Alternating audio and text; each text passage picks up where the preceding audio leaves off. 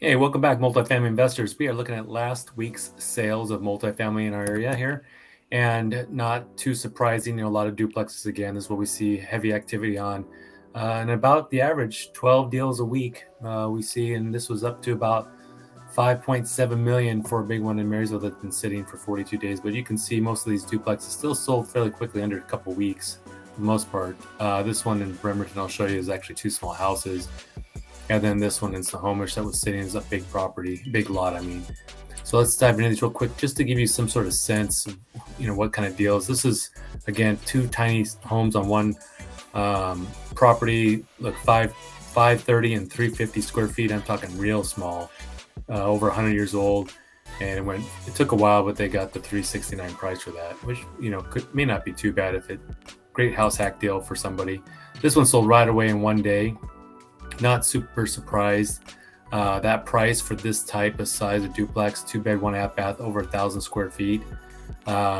Usually we'd see these go closer for 500. I think is probably priced a little low, and that's why I don't know why they took it the first day. It was an FHA buyer too, which is even a little more confusing. But so you have it. That was a good deal.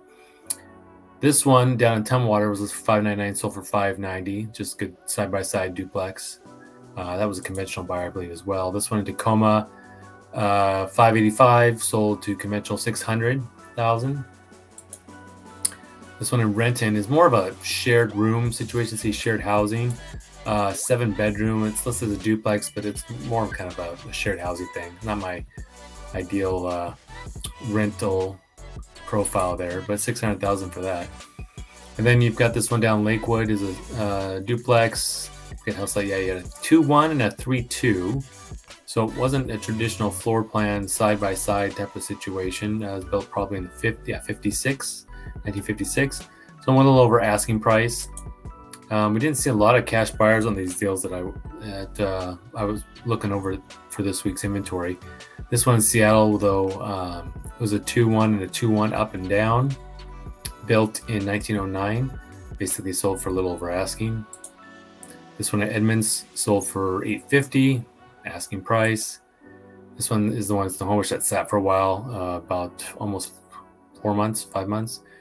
1.1 sold for a little under that.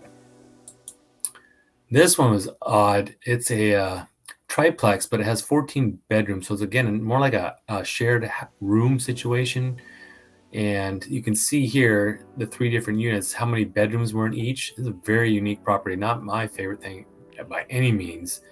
And this was an all cash buyer. I cannot believe someone dropped $1.8 million for this property, thrown off as a 5.8 cap.